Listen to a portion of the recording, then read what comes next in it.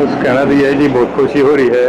बेटे ने देश के लिए मेडल जीता है और उसकी मेहनत थी जो इस मुकाम तक वो पहुँचे हैं। इसने 2017 से जो अब तक लगी रही है उसकी मेहनत का फल मिला उसको और देश के लिए गोल्ड मेडल जीता। इसमें बहुत ज़्यादा खुशी हो रही है। तो इस मुकाम तक पहुंचने के लिए कितनी मेहनत करनी ये बहुत ज़्यादा मेहनत करनी पड़ती है। एथलीट को कितनी मेहनत करनी है, हर रोज़ मर के जीना होता है। तो उसमें कभी चक्कर आके भी पड़ सकते हैं ज़्यादा मेहनत करने से। बॉक्सिंग है उसमें ऐसा पंच भी लग जाता है कभी और काफ़ी दिन को रेस्ट करना पड़ता है। तो ये गेम ही ऐसा है, इसमें कई बार इंजरी इसलिए हो जाती है।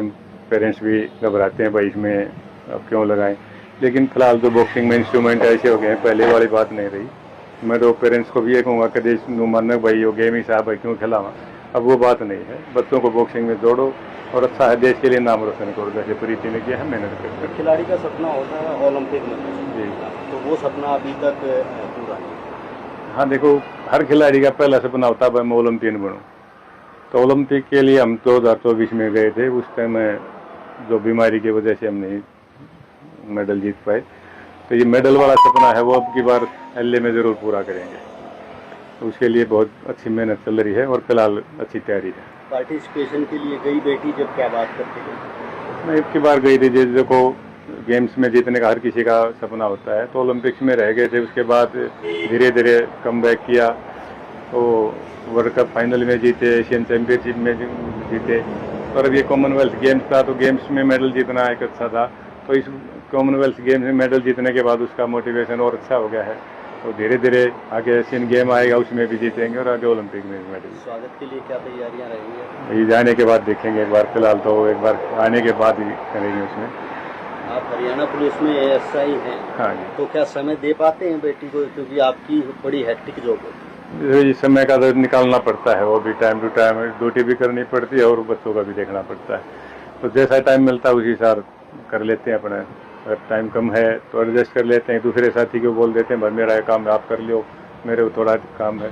तो आपस में तालमेल से चल जाता है। अच्छा स्टाफ है हमारा यहाँ पे, तो सभी का अच्छा तालमेल है। कभी मेरी ड्यूटी में कोई काम आ जाए तो दूसरा साथी कर लेता है। तो क्या कभी मन में ऐसा भी आया कि नहीं बेटी को बॉक्सिंग में नहीं भेजना? कभी ऐसा पल आया था जिंदगी में? नहीं, ऐसा पल नहीं आया कभी भी, क्योंकि जिसमें एक बार जो स्टार्ट कर दिया तो ये था भाई यहाँ कर लिया तो इसी के साथ फिनिश करेंगे और मेडल लेके आएंगे ओलंपिक में। चोट तो इंजरी है, एथलीट है, उसका हिस्सा है, वो गहना है उसका, वो तो आती रहती है। समय समय पर कोई इंजरी आ गई लेकिन रिकवरी हो जाती है। हमने सुना है बॉक्सिंग पसंद भी नहीं थी फिर भी बॉक्सिंग में चली। हाँ, पढ़ाई में ठीक थी लेकिन उसके चाचा नेशनल लेवल के बॉक्सर रहे हैं, तो उससे प्रेरित होकर बॉक्सिंग स्टार्ट की थी।